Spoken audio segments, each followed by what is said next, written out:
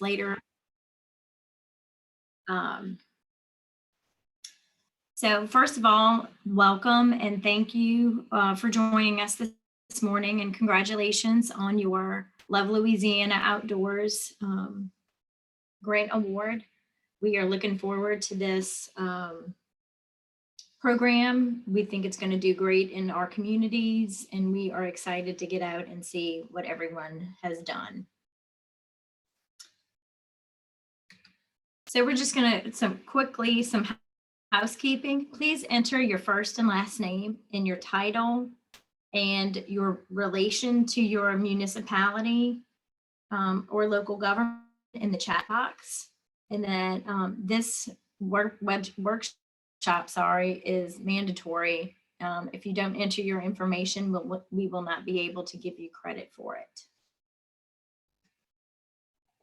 If you have any questions, please enter your questions in the Q&A box, and we will answer them throughout the webinar, or after we will open it up to questions for everyone for a few minutes after we finish the presentation. So just a quick introduction of staff. Tracy Watts is our director. Heather Paul is the assistant director. My name is Christy Galley. I'm the program manager. Jeff Tessier is our engineer. And then Phoenicia Favorite is a community development specialist, as is Michelle Samuel, Layla Argrave, and Denise McGee. Janelle Dickey and William Harrell are our financial analysts. Denise is going to take care of some grant agreement conditions. Good morning, everyone.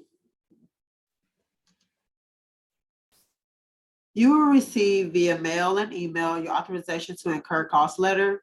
This authorizes planning and administration costs, permits environmental review record to begin, permits plans and specifications to be prepared, describes penalties for not meeting deadlines. If there will be a problem with the time frame, please contact your grant representative early to request an extension, and do not advertise for bids or begin construction at this time. Next slide.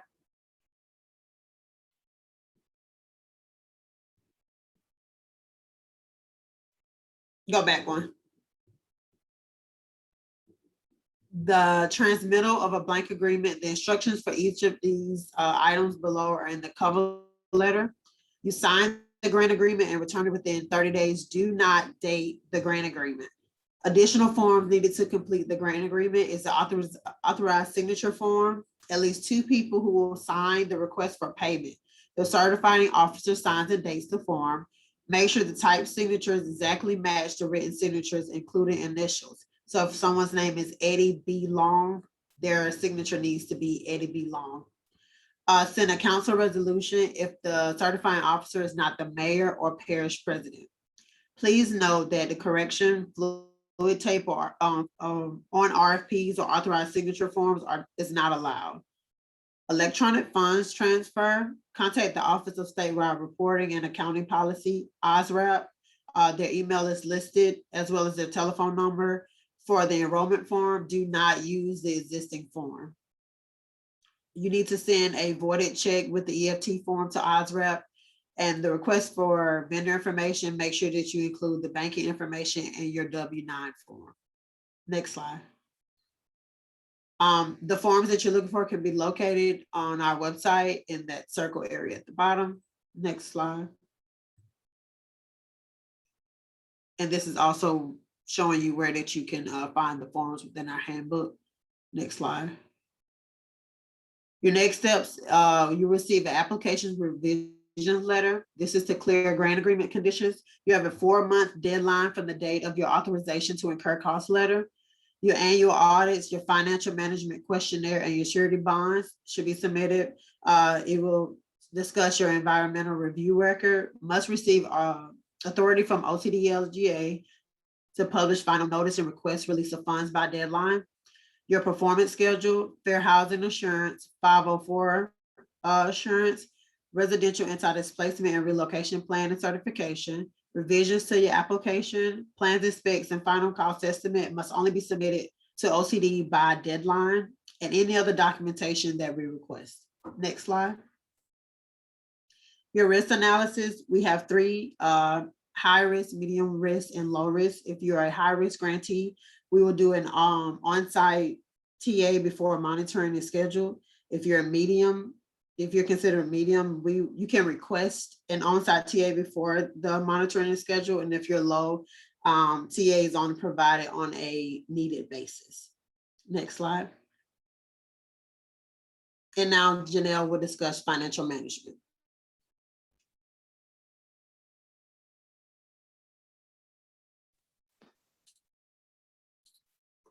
Good morning. So I'm going to go over the financial management requirements for your project. You can find complete requirements and forms in our 2021 Grantee Handbook. It begins on page 7. There's also some forms that are going to be on our LCDBG CV section of our website.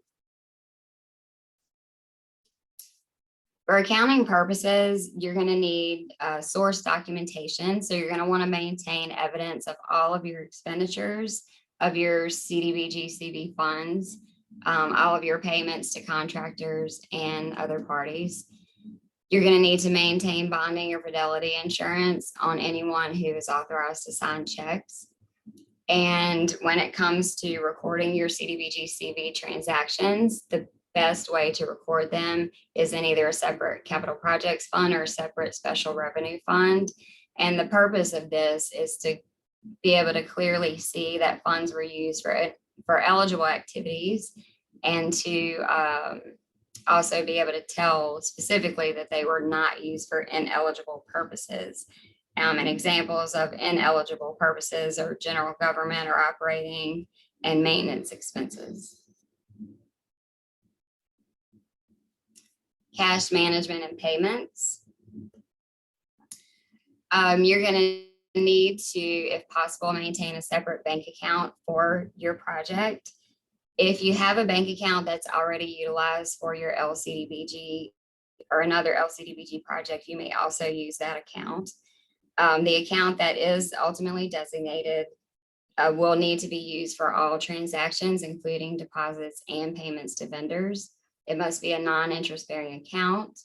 You need to use pre-numbered checks, and there should be 2 signatures on every check, and the check should not be pre-signed. And on each check, you're going to want to write the CDBG CV grant agreement or contract number. If it doesn't work well for your organization for whatever reason to have a separate bank account, there are procedures that you can follow to use a general or clearing account.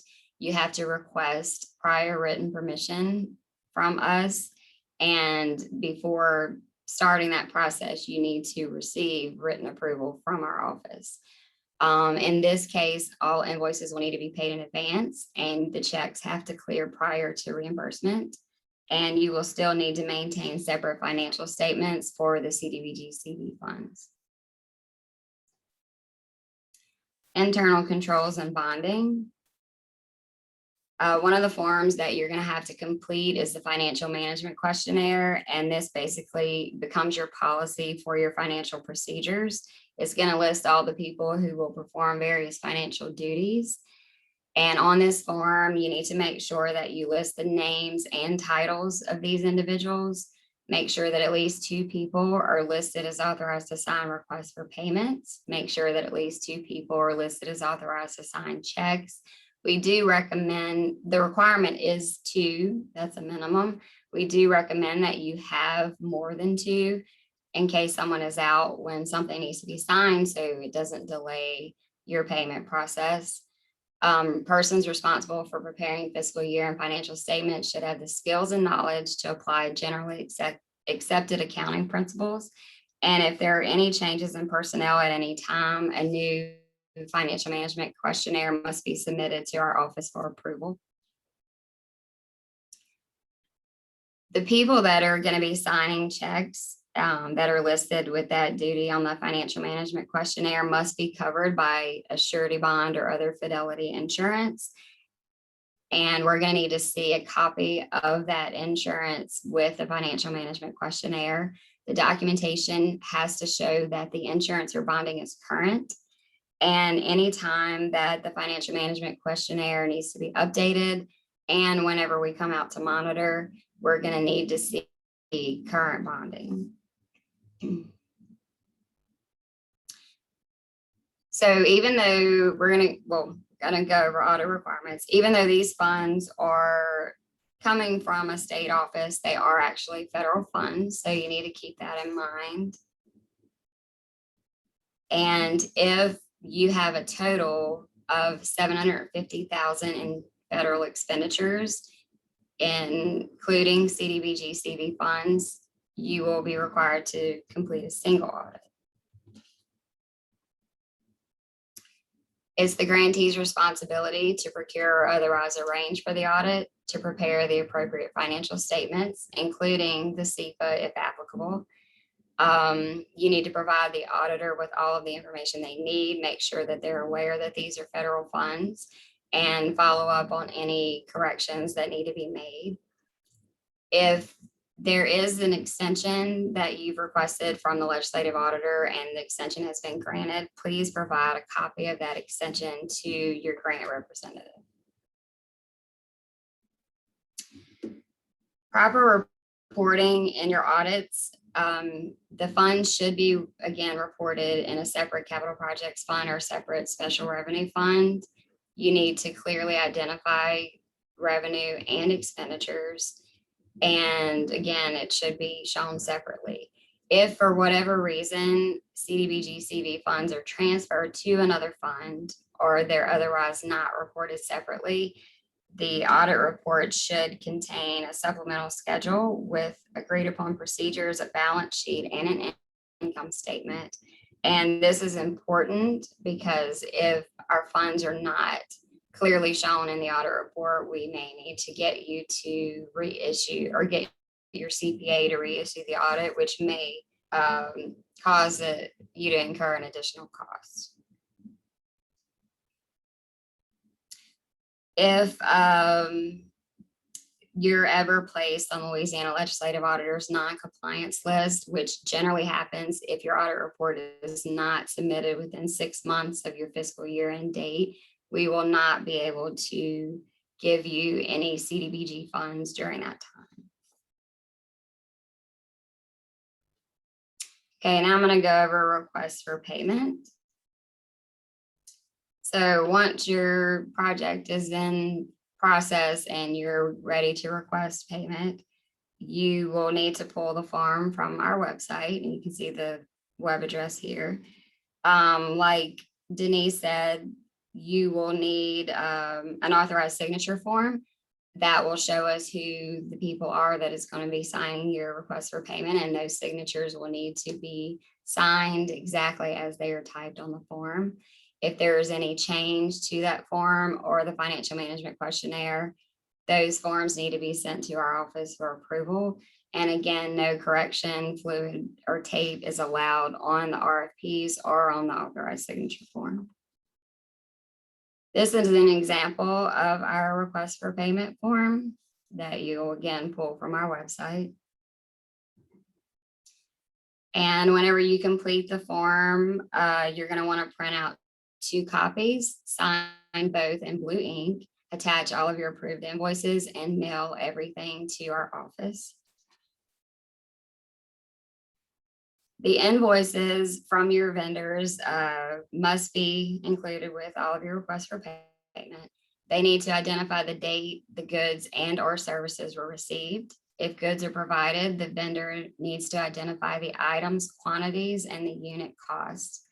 If services are rendered, the vendor must state the time period covered by the invoice, and they must identify the task, the effort in hours, and the hourly rate. And the beginning and ending date should be on all invoices. If there is other funding that's paying for a portion of the project, you need to identify, or the vendor needs to identify that clearly on the invoice. So for example, if the city is paying for 5,000 of a total invoice of 13,000, then you would show 5,000 city funds, 8,000 CDBG CV funds. And again, the invoices must be signed by the people with that responsibility, as shown on the financial management questionnaire. When you get ready to monitor your payments, you know that you've sent us a request and now you're waiting to see that that's going to be deposited into your account. You can go to the OSRAP Office of Statewide Reporting and Accounting Policy website. And once there, you're going to click on vendor information. Then you're going to click on vendor payments /LaGov. When you get to this screen, it looks like a login screen, obviously, but you don't want to log in. You just want to click vendor payment inquiry. On this screen under date options, you want to put your date range. It will have a default range, but you want to make sure that the range there covers the time period that you're looking for. Under selection criteria, you enter your vendor number and your tax ID number, and then click execute immediately. You're going to get a list of payments that looks something like this. And you can click on any line, double click on any line to see more detail. And once you do that, it's going to look something like this. So this will show you a little bit more. It'll show you in the business area where the payment is coming from. The comment section will also give you additional information that gives away the source of the funds.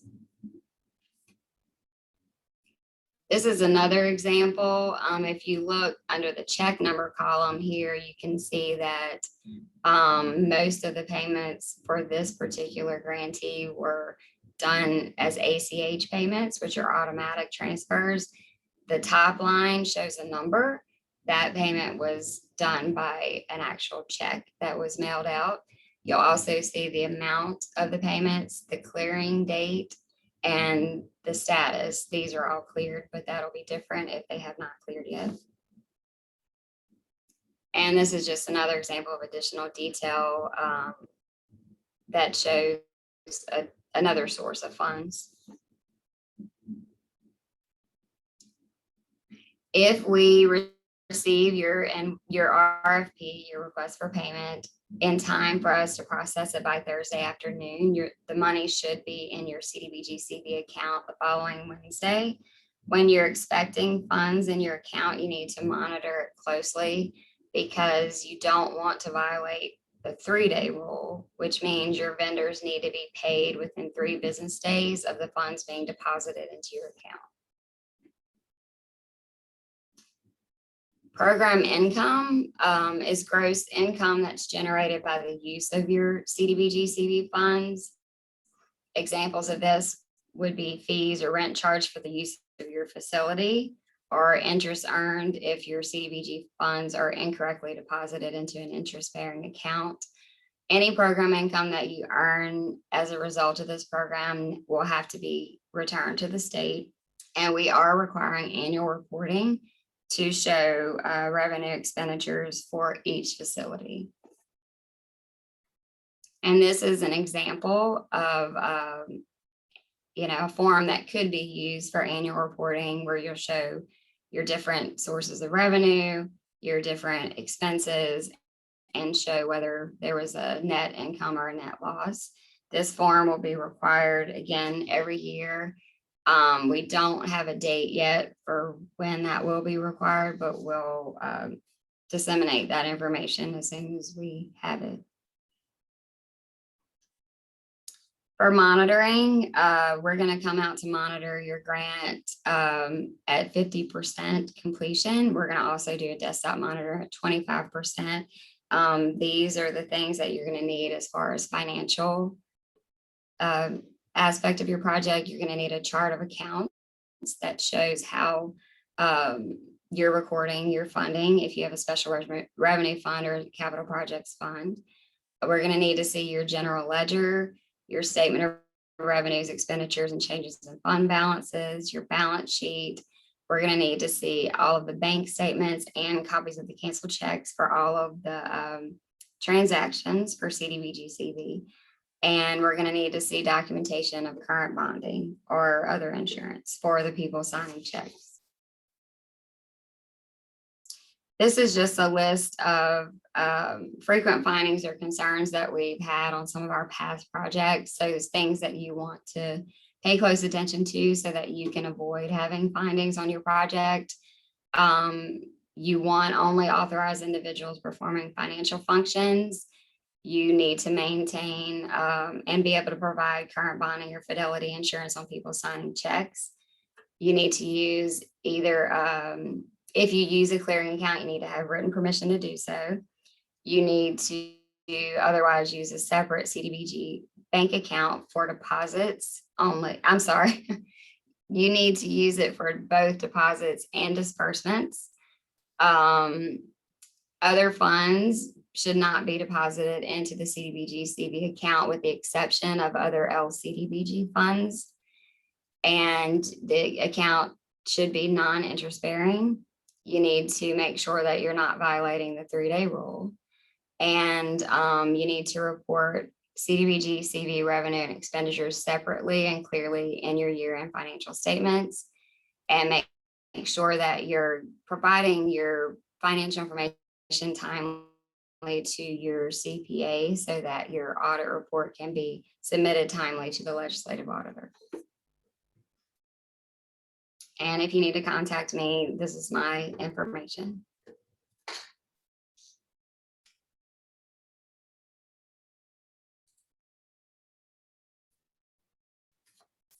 I now will be discussing the civil rights requirements. Section 3 HUD Act of 1968 proposes to ensure economic opportunities for low-income residents and businesses in the area. Notify Section 3 residents of employment and training opportunities. Notify contractors of Section 3 requirements at the pre-construction conference discussing both employees and subs. Section 3, Part 75 changes. Section 3 now applies when HUD assistance of $200,000 or more for the grant amount. Section 3 does not apply to administrative or professional entities. Section 3 reporting is based on hours worked on the project, not new hires. This is one of the changes. New forms included in the construction contract and bid documents. New text for the Section 3 compliance in the provision of training, employment, and business opportunities. And now you have a Section 3 utilization report for all primes and subs required to pay retainage. Here are the definitions and the goals for Section 3. A Section 3 worker means any worker who currently fits or when hired within the past 5 years fit at least one of the following categories.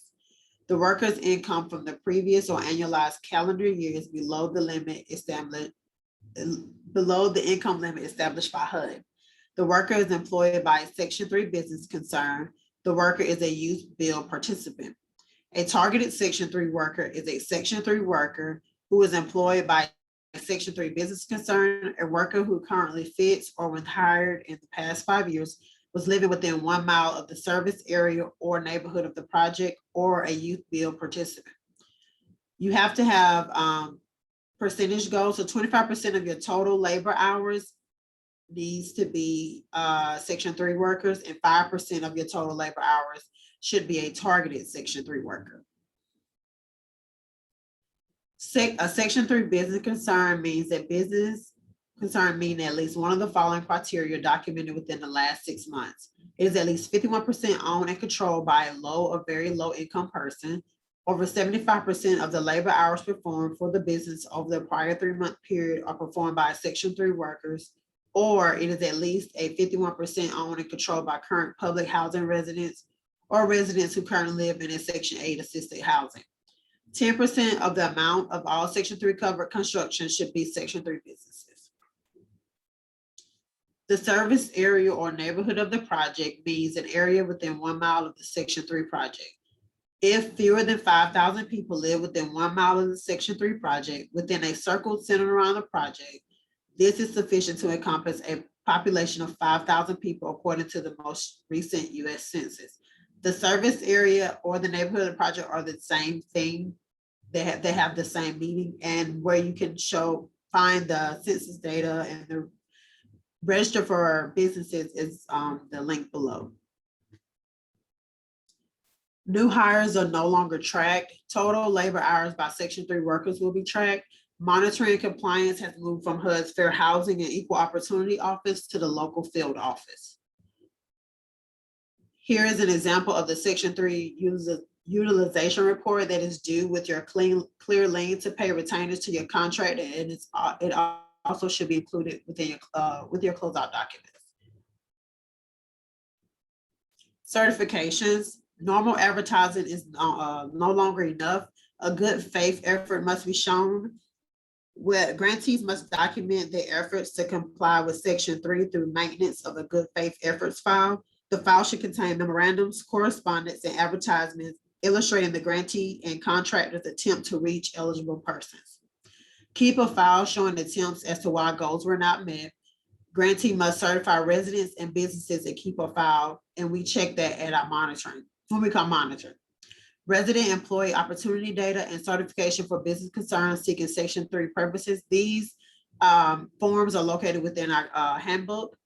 The utilization report is due when retainage is paid and it close out, and complaints made directly to local HUD field office.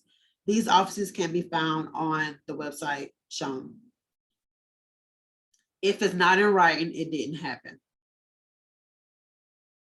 Limited English proficiency required. This is required to complete and adopt a language access plan for LEP persons within 1 year of the authorization to incur cost letter. Must be reviewed and updated annually. You must have a 4-factor analysis, and FAQs can be found on the 2 websites listed. Use census.gov for statistics S-1601, not American Fact Finder. Do a web search for census.gov S-1601 language spoken at home. That our handbook also has a link to the table. You will have to change the parameters for your parish, village, town, or city. These are the translation requirements. 1,000 or more LEP persons, you need to translate. More than 5% and more than 50 in number, translate.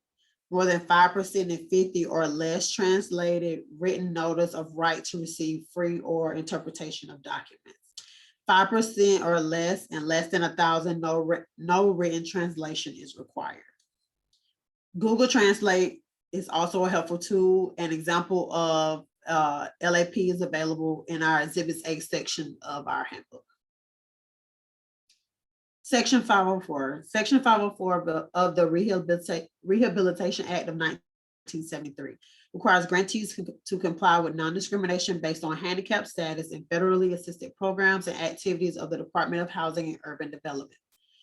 The objective is no qualified individual with handicap shall solely on the basis of handicap be excluded from participation in, be denied the benefits of, or otherwise be subjected to discrimination under any program or activity. The minimum 504 requirements. 504 assurance to OCD LGA Exhibits A. Part of the requirement to clear contract conditions. Both sections should be completed if you have 15 or more employees. It is 2 paragraphs, so if you have 15 or more, you would fill out the second paragraph. If you don't, then you would just do the first one. Self-evaluation of current policies and practices in the areas of communication, employment, and program physical accessibility. Maintain data showing individuals that are beneficiaries of a program. Have a functioning TD or LA relay system. The number must be advertised in the paper within 6 months of the AIC letter, and operate 24 hours if you have an emergency service. Grantees with 15 or more employees, you need to designate a 504 coordinator, prepare and adopt a grievance procedure of any complaints, and keep records on file of the grievance and resolution. Place notice in the town hall or publish in the newspaper that the grantee does not discriminate on the basis of handicap. This has to be done within 90 days of the receipt of the executed grant agreement. This is check Section A of our handbook for the current language. Identify the 504 coordinator in the posting and maintain a file for monitoring. Self-evaluation. Evaluate current policies, modify policies that do not meet requirements, take steps to remedy discrimination revealed in the evaluation. Areas covered, building or facilities for physical access, program and services accessibility, communication and employment this also includes pre-employment. If you acquired a building built prior to 1988, you must complete an evaluation of that building. Summary of previous actions taken. For prior grantees who have completed self-evaluation and whose transition plans have expired should complete a summary of previous actions taken. This is located in Exhibit A section of our handbook. Summary of past plans, deficiencies found and corrected. Must do a complete self-evaluation if you do not have a complete summary. When you're doing your summary of previous actions taken, make sure that you list your facilities as new or existing on your form. Fair housing. Fair housing law, Title 7 of Civil Rights Act, no person shall be subjected to discrimination because of race, color, religion, sex, handicap, familial status, or national origin in the sale, rental, or advertising of dwellings, in the provision of brokerage services, or in the availability of residential real estate related transactions. Actions do not have to be intentional to be a violation. Some examples of what is prohibited and examples of discrimination. Requirements of grantees. Affirming fair housing, at least one additional fair housing activity during the grant period. Examples of this could be fair housing notices by the grantee at the town hall or where utility bills are paid, seminars for the public having in the evenings, make sure a lot of people can attend. Landlords, rental agents, real estate brokers, lenders, posting the flyers in the city hall. Courthouse is no longer enough. You need to do other things. Maintain documentations of that activity for file and monitoring. Submit housing complaints to HUD or LDOJ. Make sure your citizens are aware of this information. Posting, you also can designate April as Fair Housing Month and have that poster in your town hall, city hall, handing out flyers at your real estate. Things like that would help further fair housing and be good things for activities. Fair housing assessment, you have to consider impediments. Fair housing choice, everyone must have available to them the same housing choices. Grantees should be involved in preparing, even if the consultant prepares the form, you know your area best. Both the preparer and the chief elected official must sign the document. These are the things that are listed in part 1, your housing profile, the rental units, public housing, mortgage lending, real estate brokers, zoning ordinances, and building codes. Part 2, you need to review fair housing practices, should be researched using available sources. So you would ask those from list 1, those people what they do to further fair housing, and then you will list that in part 2. Look at loan applications, loan approval procedures, advertising, appraisals, and degree of segregation. Part 3 shall only be marked NA if the same category is marked NA in part 2. Assessment should be signed by both the preparer and the chief elected official. Fair housing assurance, grantee assures OCD that there have been no findings made by or open complaints with HUD, Fair Housing and Equal Opportunity Office, or the Louisiana Attorney General. Grantee will notify OCD at any time during the grant if a complaint is filed. MBE and WBE, minority business enterprise and woman business enterprise, should be placed in your advertisement. Minority report is due in October, and that email will be coming from me to grantees and consultants in September. And the report is only for new contracts that were awarded between October 1 of 2021 and September 30 of 2022, and they were paid with CDBG funds. Equal employment opportunities must follow EEO guidelines, post posters and include language and advertisement for bids. Local government should develop employment practice policies, which include non-discrimination clauses. Additionally, EEO guidelines must be followed, display in grantee's office and print on letterhead, and grantee must maintain an employment data file. We have a workforce analysis form located within our handbook for grantees that have 15 or more employees, and the HUD EEO4 form is for grantees that have 99 or more employees. And now Chrissy will discuss procurement. Hi, everyone. For those of you who joined us a little bit late, I just want to remind you to please put your name and your title and the local government that you work with in the chat box so we can give you credit for attending. So procurement policy, all grantees must have an adopted procurement policy that is equivalent to the requirements of 2 CFR 200.318 to 200.326. And then, funny enough, when you adopt it, you're going to need to follow it. And you're going to need to maintain all of the files related to each procurement separately. So if you are hiring an administrative consultant and an engineer, you're going to need 2 separate files for this particular project.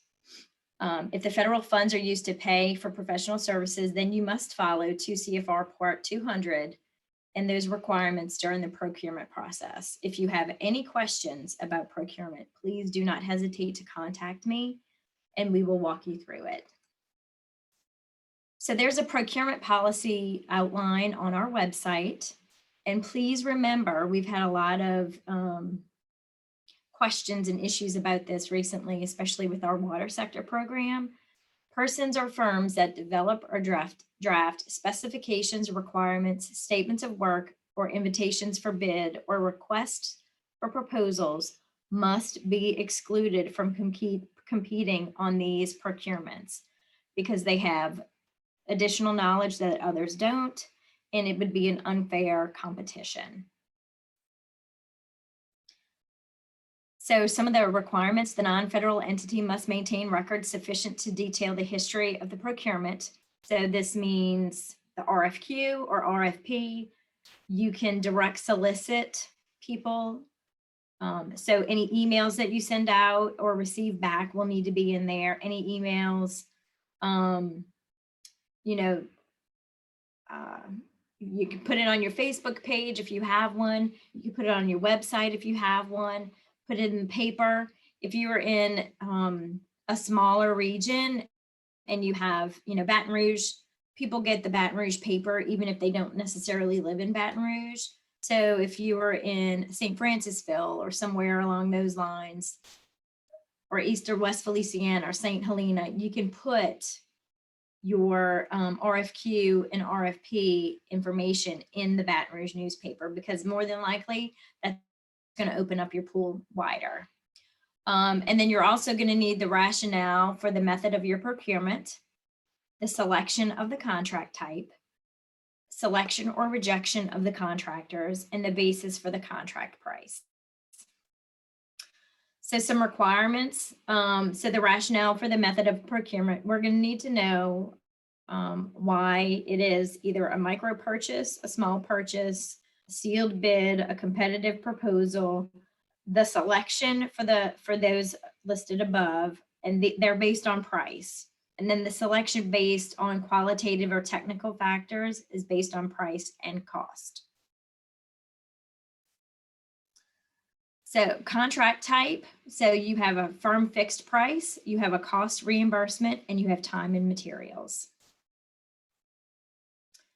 The basis for contract price: lump sum price, unit price, billable hours, and reimbursable costs.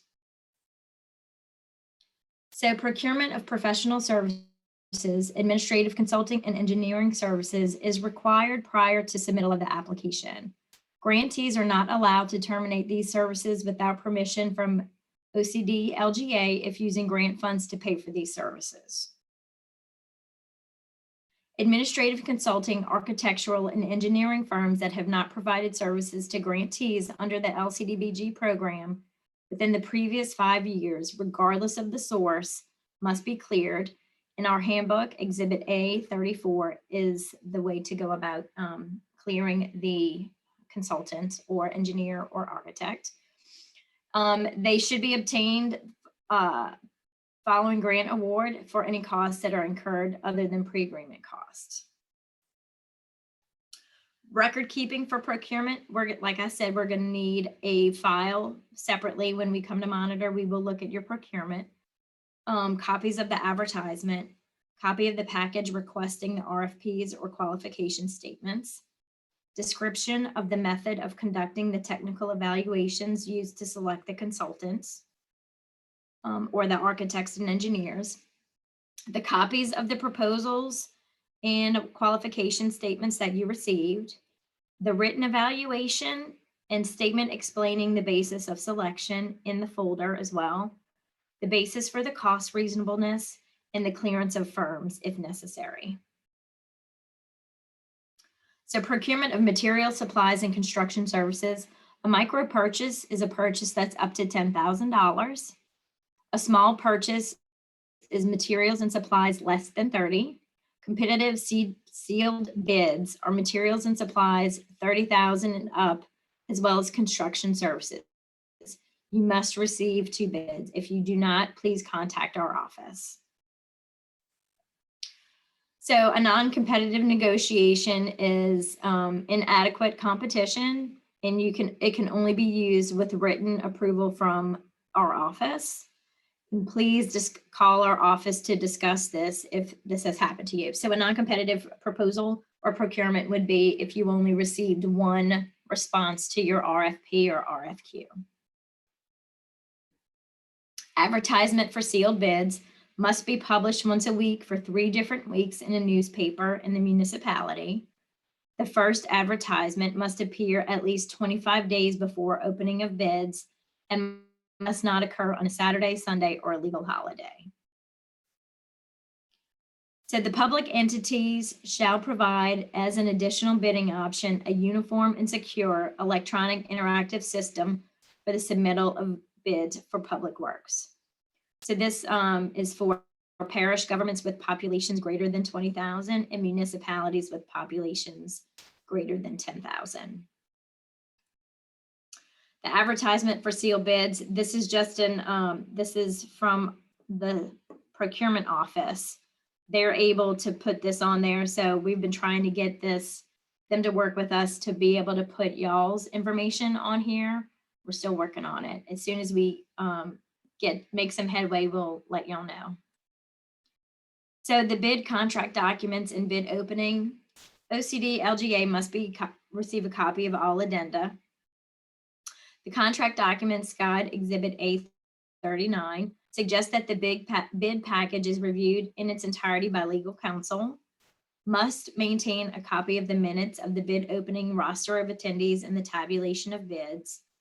Award or rejection must be taken within 45 days and may extend the deadline to take action by written mutual consent within in 30-day calendar increments. So here are some important bid law dates. I'm not going to go over them. We're going to post our PowerPoint to our website later. Here's some more. Procedures for when bids exceed cost estimates. So if this has been happening a lot lately, so if your cost estimate, when you go out to bid and it exceeds your cost estimate that you submitted with your proposal, you're going to need to contact our office's engineer, Jeff Tessier, to discuss options. You're going to reject all the bids, reallocate funds. You can put local funds in to supplement the price, award to the lowest bidder, and execute change order to bring costs down. You must get approval from our office to make any changes to the plans, execute change orders, or reallocate funds. So the next steps, so after you have awarded all of, you've awarded the contract or whatever, you're going to have to award the contract. You're going to execute the contract and all of the required documents, hold a pre-construction meeting or conference, issue the notice to proceed, and then process any change orders correctly. And next will be Jeff Tessier to discuss engineering. My name is Jeff Tessier. I'm the engineer for the Office of Community Development, Local Government Assistance. I review the plans and specifications that the engineer will submit. I also review other documents related to the plans and specs and construction, addendums, change orders, RPR certifications. My contact information will be at the end of the PowerPoint. Okay, let's go into the presentation. You can hit it a few more times. There we go. A grant has three parts. It all starts with the application. And from the application comes the ERR, which is the environmental review record, and the plans and specifications. They need to agree with each other. The scope of work to be performed in each part must be the same. And my first step when I review plans and specs is to pull the application and the ERR to make sure they all agree with each other. Okay, next slide, please. You can hit a few more times. There we go. Okay. The applications were submitted fairly recently, but you never know. Many things have happened since the submittal of the application. New information could have come to light. So what if something changes? The engineer is working on the plans and specs, and new site information has come out and he needs to change a layout. The engineer must communicate to the grant consultant and the grantee what has changed. The grant consultant might be working on the ERR and something has come to light and the ERR needs to be modified. They also must communicate to the engineer and the grantee. And this is very important, especially with this program.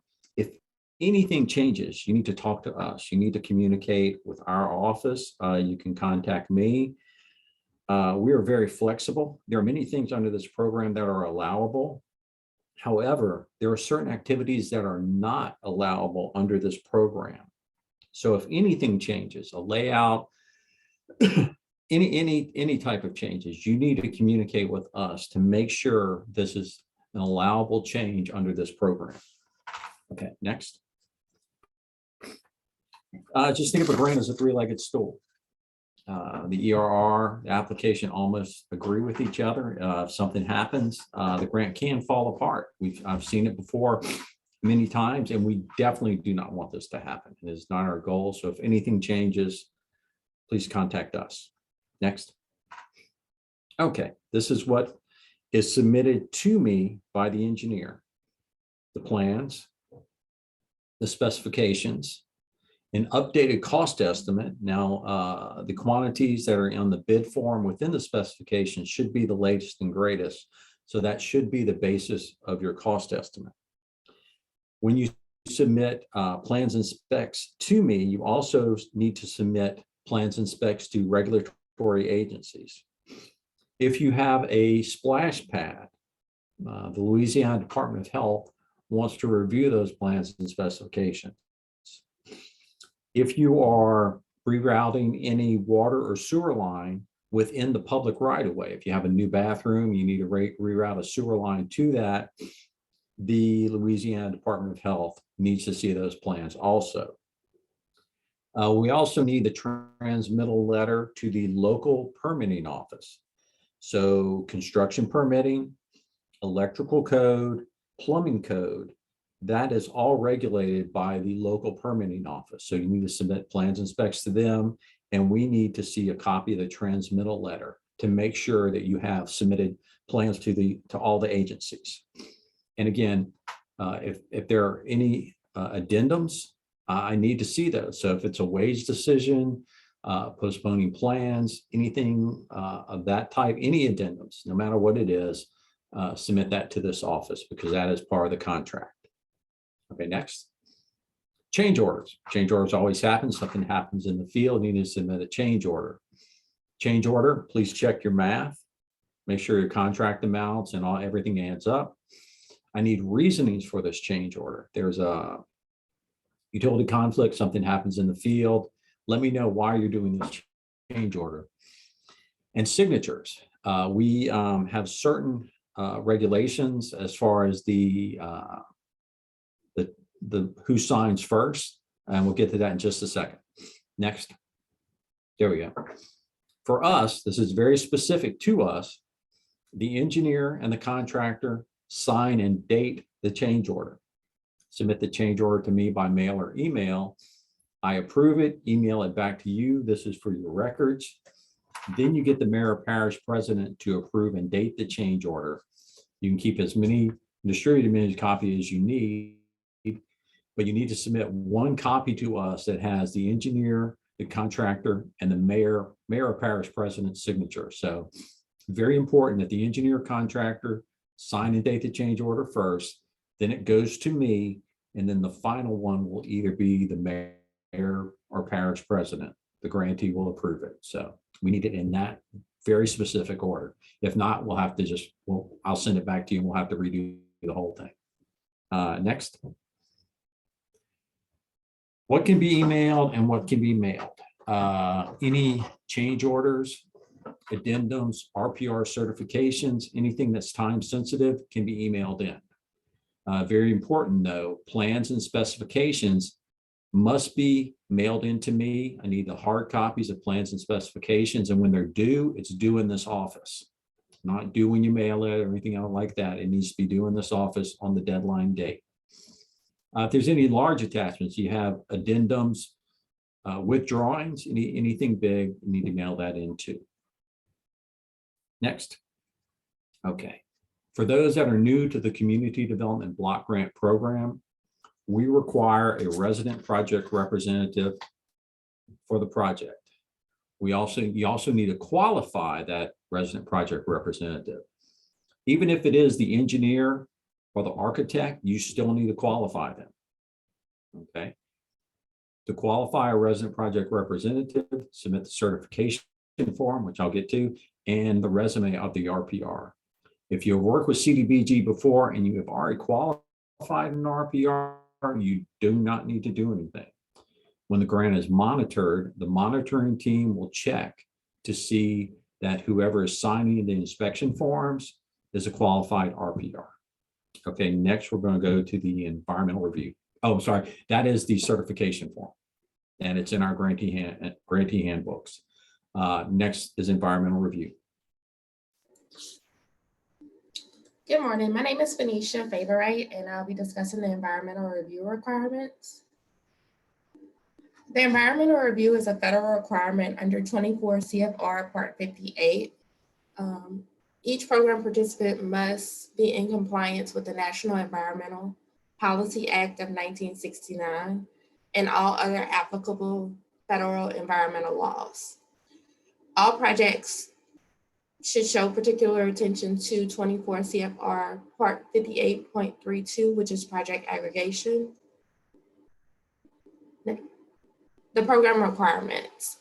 All contract conditions must be cleared within 4 months. So the environmental review record should be received by this office within 3 months to ensure that it can be reviewed in time and cleared. The grantee's chief elected official will assume all responsibility for the environmental review process, and the CEO must also sign all certifications and findings. These are all of the environmental review clearance levels. The first one is exempt, and that's environmental studies, project planning, and administrative costs. Those will all be exempt.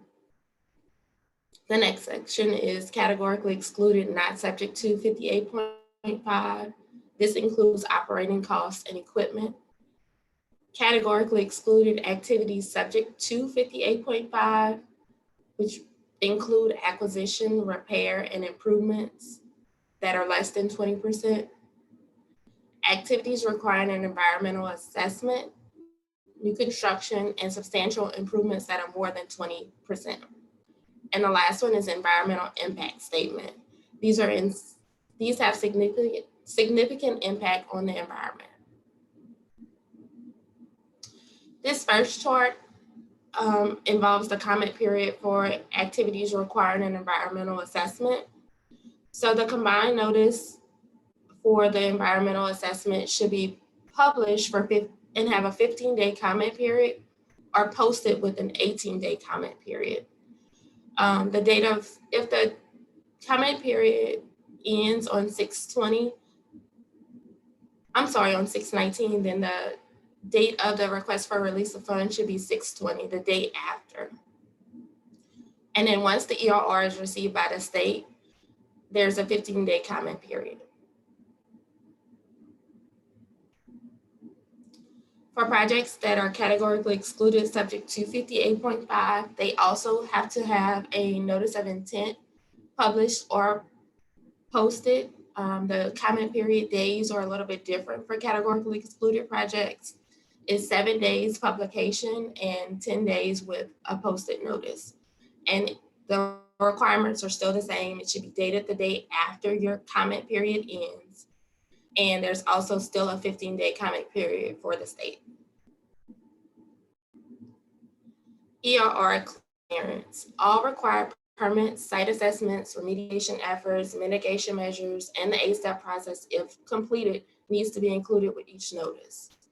The request for release of funds, as I stated, must be signed by the CEO the day after the end of the local comment period. All activities must be environmentally cleared, including those funded by private funds.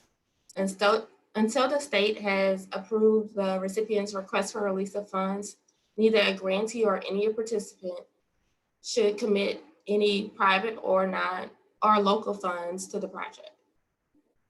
This regulation is triggered once the grantee's application is submitted to the state. If there is a need for a revised environmental review record, the project or site location or the scope of work changes after clearance, then the ERR must be amended. All compliance areas must be reconsidered and all relevant agencies should be contacted again. OCD LGA will review all changes submitted and issue a new clearance. For environmental assessment projects, if there's no change in determinants, you only have to submit a revised ERR. You don't have to publish or post the FONSI again.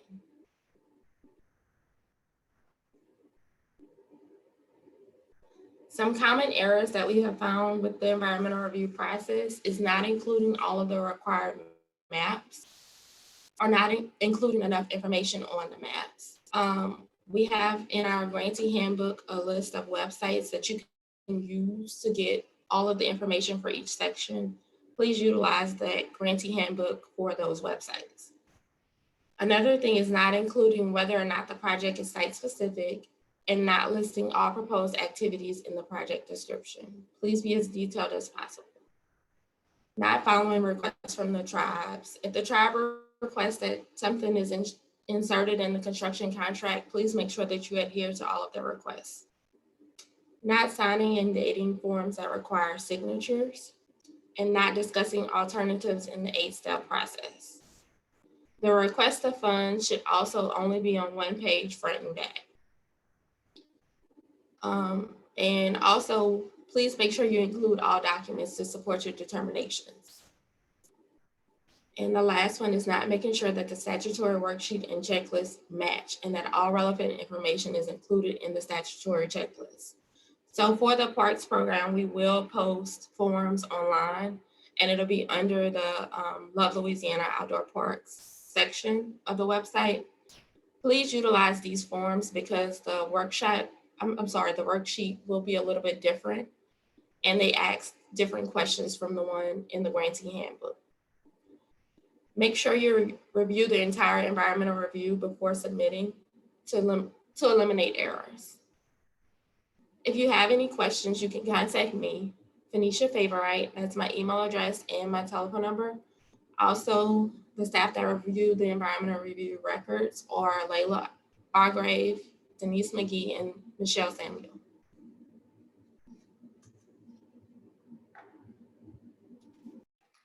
Hi, my name is Layla Argrave, and I'll be going over the labor standards requirements for the Parks program. There are 5 regulations and requirements that deal with labor. The first is Davis-Bacon, which includes the Davis-Bacon Act and the Davis-Bacon related acts, and that deals with prevailing wages. Next is Copeland, which is the Antitrust Act and deals with payrolls, statement of compliance, and deductions. Next is QASA, which deals with overtime or time and a half. Next is Louisiana law as opposed to federal law. So in this case, the state law is more stringent. So the state law is what governs. And the final is just any program requirements that we have under LCDBG. So what is Davis-Bacon? Davis-Bacon Act versus Davis-Bacon related acts. It just deals with federal law, and our grants always use Davis-Bacon related acts. It covers minimum payments to laborers and mechanics for work done on most LCDBG projects. It's designed to prevent out-of-area contractors from underbidding local contractors. It covers federally funded contracts over $2,000, and it ensures prevailing wages and contractors must meet at minimum wage requirements set forth in the wage decision. So this is an example of a wage decision. As you can see, it breaks down payments for laborers and mechanics, where mechanics are basically just any non-laborers. And like, for example, on here, it shows that an oiler must be paid $8.59 an hour, and it also includes a $250 worth of fringes to that job classification. Whereas a common laborer would make $8.20 an hour, but there are no fringes added to that. Next slide. What is Copeland? Copeland is the Anti-Kickback Act, and it is federal law. It outlaws paying the employer kickbacks, requires weekly payrolls with the statement of compliance attached, and requires permission for pay deductions not required by law. There is an authorized form in Section B of our handbook that shows other deductions. Anytime there's anything other than state taxes, FICA, things like that, that are being deducted out of the employee's paycheck, there has to be a payroll deduction authorization form signed by the employee, giving the employer permission to take that money out. What is QASA? QASA is the Contract Work Hours and Safety Standards Act, which is a federal law that requires time and a half pay for any hours worked in excess of 40 during a work week. If there is a QASA violation, there is liquidated damages of $27 per person per day for any hours in excess of 40 in a given work week. There were times when it was $10 per person, 25, 26. Currently, it is 27. In addition to the liquidated damages, restitution would be paid to the worker. There are two methods to address the liquidated damages penalties. The first method is that the contractor requests a waiver from HUD. Like say he just finds out that he underpays an employee or notices that he just paid him a straight rate of pay instead of the overtime that he worked over 40 hours a week. So he would outline that mistake, pay the extra money back to the employee, and send us a request for the liquidated damages to be waived. We would then pass it along to HUD, and hopefully they grant it. If they don't, the contractor would have to pay HUD by wire transfer. It's a significantly longer process. So we really hope that most of the time it'll be handled just by the waiver. Here's just all of our labor exhibits that are listed out in Section B of the handbook. You'll have the wage decision, the verification of wage decision and contractor eligibility, the notice of contract award, the report of additional classification and rate, the record of employee interview form, the payroll form and statement of compliance, the payroll review flow chart, the payroll deduction authorization form, and the notice of restitution due. The first form I'll talk about is the verification of wage decision and contractor eligibility form. So after you have your bid opening and you determine the contractor that you want to work with, this is the form that you would fill out. First, you need to find the wage decision that you believe is the correct one and fill out the information for the contractor and any known sub. It will need to include the unique entity ID or UEI numbers for the primes and subs. Previously, we had been using DUNS, but SAM.gov has now moved to the unique entity ID, which is what we will require. These must be active on SAM.gov before work begins on the project. If the subs are not known at the time of the eligibility form, their UEIs must still be active prior to the sub beginning work. And we should also be notified if any subs are added on the project. This is what that form will look like. You'll see that the top form deals with the wage decision and the information about the grant. And pretty much starting at the middle down, it will deal with the prime and subcontractors. Next page. Here are the chronological steps that break down a lot of the processes in our labor requirements. The first thing you'll do is obtain a wage decision, then prepare bid documents, advertise for bids.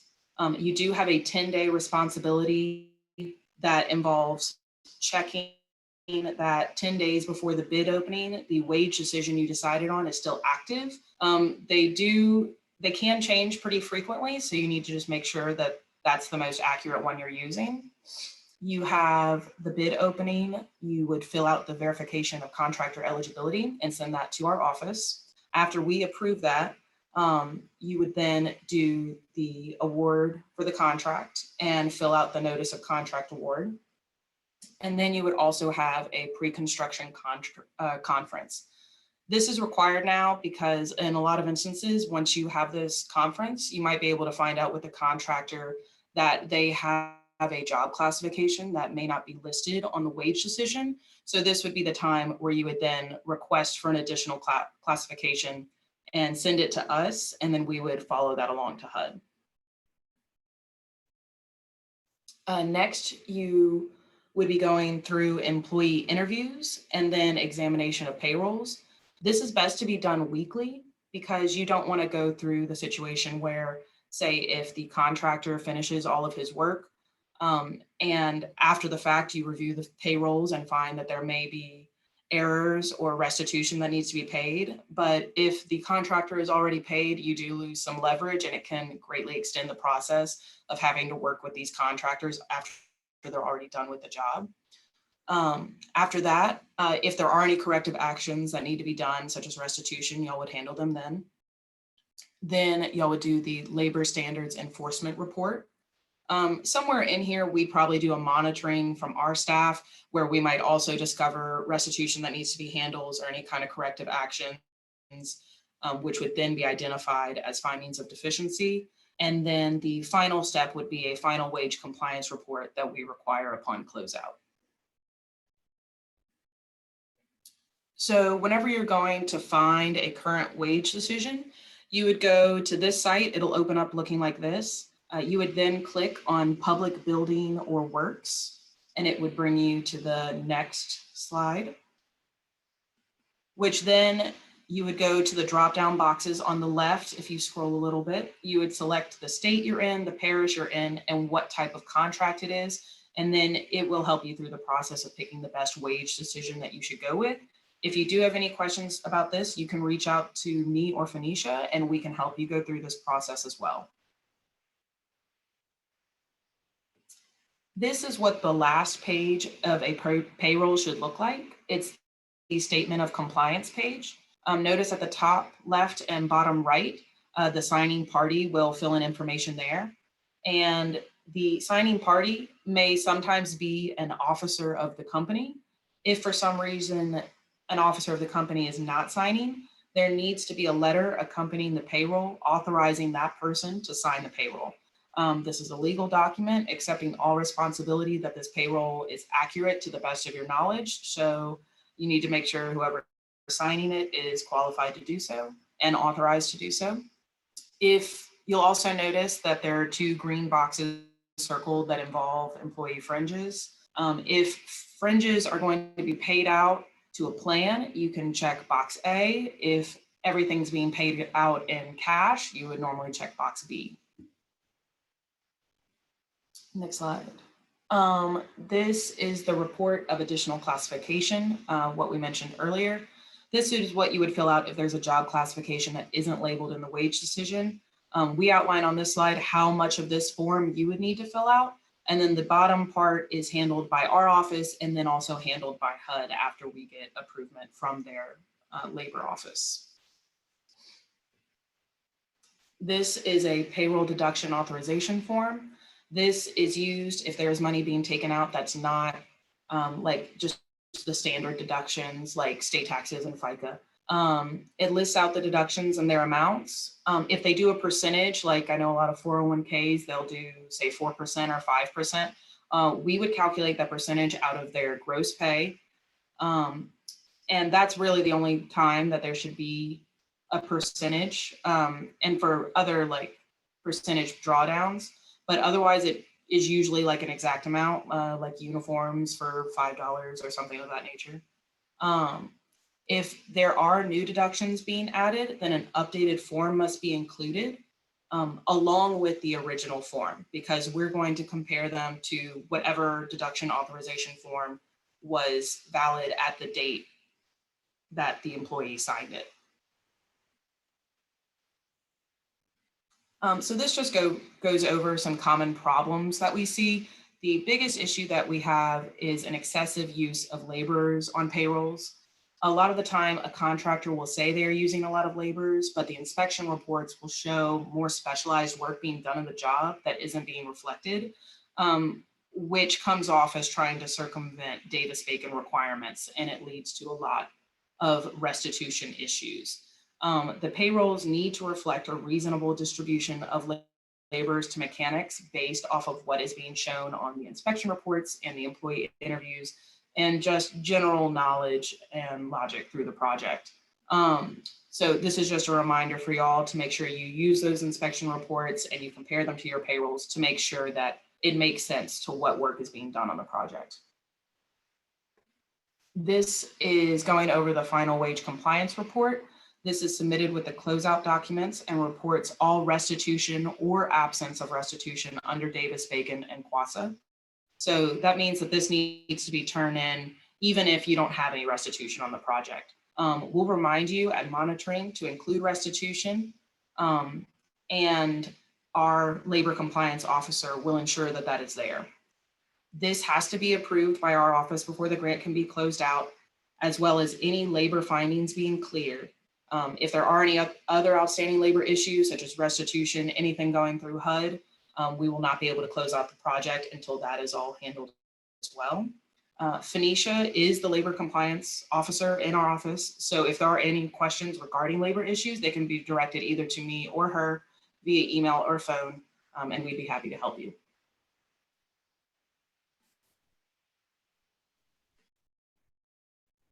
Okay, we're getting close to the end, everybody, so just bear with us. So I'm going to go over monitoring, closeout, and program amendments. And again, if y'all have any questions, please put them in the Q&A box so we can get those answered for you. So at 25%, your grant representative is going to send you a letter requesting documents for us to be able to do our desktop review. We do this in prior to coming out to visit to hopefully clear up any findings that you may have if we were monitoring on site. You have 30 days to submit the requested documents to us, and we will review the documents and provide technical assistance if it's needed. There are checklists that are included in as an exhibit in Section 8 of our LCDBG grantee handbook. And we are conducting, like I said, this review in effort to reduce findings through on-site monitoring through the provision of technical assistance.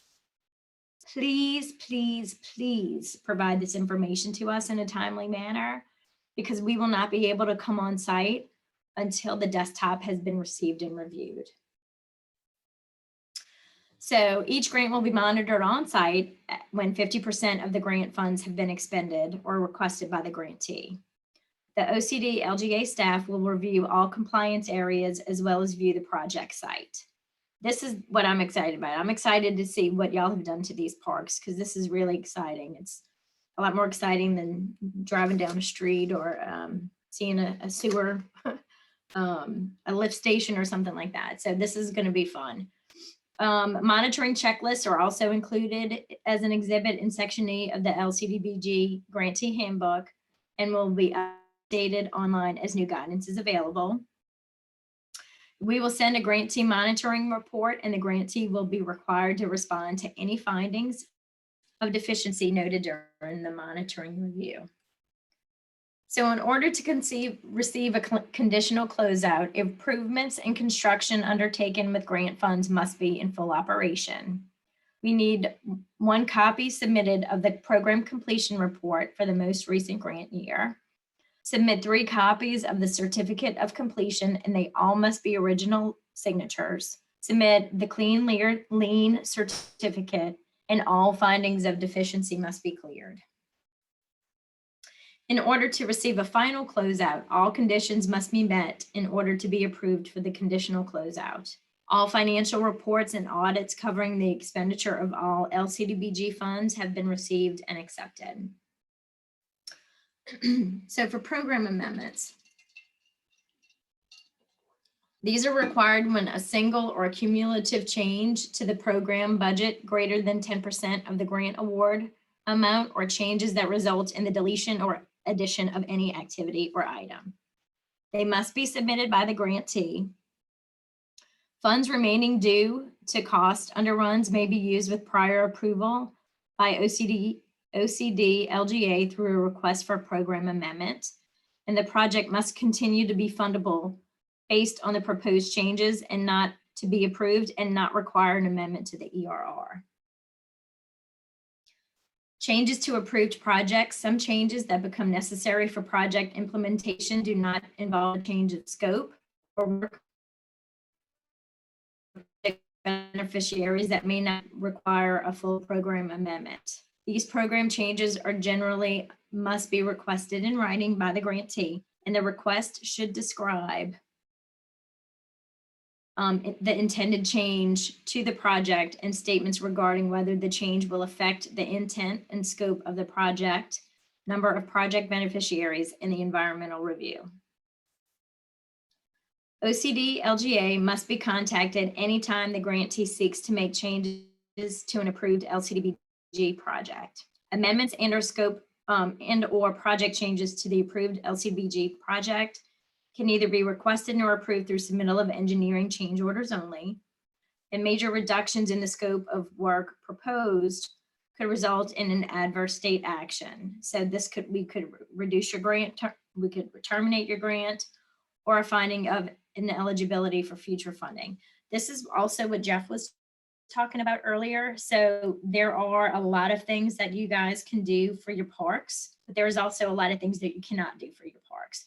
So if something doesn't work out, please let us know before you go move forward with anything, so we can go ahead and make sure that your suggested change will be approved and is eligible, which is even more important because we don't want y'all to have to pay back any money. Any changes that are not necessary to complete the originally approved project and or require an amendment to the originally approved ER will not be considered. So grant performance factors, a second contract or contract extension was required in order to complete and or close out a grant. Any penalties that were assessed during any point during the grant due to failure to meet required benchmarks, or a finding of deficiency identified as very serious has been issued during your grant. So here are the contacts in our office. I know there's a lot of us. So financial management, you can contact Janelle Dickey or Denise McGee. Procurement, you can contact myself, William Hall, or Denise McGee. Labor is Phoenicia and Layla. Civil rights is Denise and Heather Paul. I forgot Heather. Sorry, Heather. Environmental is Phoenicia, Layla, and Michelle. If you have any questions on monitoring, you can call me or email me. Engineering would be Jeff Tessier, and acquisition is Christy, myself, and Michelle Samuel. So that is the end of our actual presentation. Does anybody have any questions?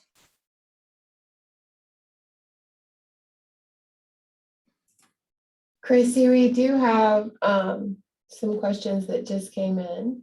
Okay. So these are different areas. So for presenters, if you hear a question that's about your compliance area, you can unmute and answer. So the first one is, do grantees have to ask permission to use the same LCDBG bank account for multiple LCDBG projects? No, they wouldn't need special permission for that. Okay, let's see if there's another financial. Okay. If bids exceed the Love Louisiana Outdoors grant amount, will additional funds be available similar to the PF program? Probably not. I'm gonna say no. I think we're looking at, we have the amount of money we have, and it all has to be obligated. But it just depends if we get to the end and there's still money available. So we won't know for a while. Labor for Love Louisiana Outdoors projects that only include playground equipment, which wage decision would apply? For those projects, I don't think they would need a wage decision. You wouldn't need a wage decision. Yeah, because you're just buying equipment. You don't have workers on the job. What is the maximum allowable fee for administration if grantees are using LCDBG funds to pay for admin? Please provide the cap for the size of municipalities, village, town, and city. The amount that we have capped is 50,000, but that would be for the larger grants. So we would have to figure out something reasonable for the village and towns and cities. So Janelle, do you remember? Well, that would be the maximum for any of them. Right. But If there's, $125,000 village grant shouldn't be spending $50,000 on admin. yeah, I mean, they would have to justify the cost. Yeah, I think they're billing for per task, right? So let's see. Section 3, if there are local funds paying for a portion of construction, LCDBG funds will be 100% expended first, and then the local funds will be expended to finish construction. Is the Section 3 utilization report required prior to the final payment of LCDBG funds? I don't know when that's due. Denise, do you know? You have to use the utilization report is for CDBG funds only. So you would use, you would prepare the report for the contractor to be paid retainage, and then we also need to submit it for closeout. So it doesn't, I don't think it reflects for local funds. I'll double check though. Keep that question for me, Heather, so I can get the, Yeah, to make sure I answer. Okay, I'll save these and then we'll post the answers to them on the website where this presentation is also, where it'll be linked. Okay. Another Section 3 question, what is youth build and where do we find if a worker is a youth build participant? They have the youth bills on HUD's website. I haven't seen if we had any around here in Louisiana, but any youth bills, they have the website that was on one of the slides. It allows you to go in and search for youth bill participants, for Section 3 workers and businesses. Okay. And the next question is, where can I get a copy of the grantee handbook? It's on our website. I'm going to put that link in the chat right now. That's the main page to all the grantee handbooks. And the next question was, does the grantee handbook cover everything that was discussed today? Pretty much. Mostly, we had some Section 3 changes since the handbook came out, or more information about it. Let me say that. There was more guidance that came out about it. Yeah, and then the grantee handbook, we did it really before we started doing projects that were with the CV funds. So the environmental especially is going to be different for the parks program and for the HVAC program if you're an HVAC grantee. So the forms that are different will be posted on the CV page, or maybe all of the forms, but when you need more information about those, you can look in the handbook. If for some reason the handbook is not helpful when it comes to the form, we'll either give you more information about it there on the page, or you can contact us if you run into a problem that we haven't addressed yet. Because we're just trying to figure out some of this on our own as we go through, so. Any other questions? Those are the only ones I have so far, so. We will be working on the authorization to incur cost letter, hopefully this week or early next week, and get those out to y'all as soon as possible. And you on there will have your grant rep will be assigned. She or he, actually, I think it's all she's, will be sending the letter to you. And if you have any questions, please feel free to reach out to your grant rep or myself or Janelle. We're excited about this project. I don't know really what else to say about it more, but we're looking forward to getting out in the community and seeing these parks. Are there any other questions? That's it, Chrissy. Okay, well, thank y'all for joining us, and we will see y'all soon.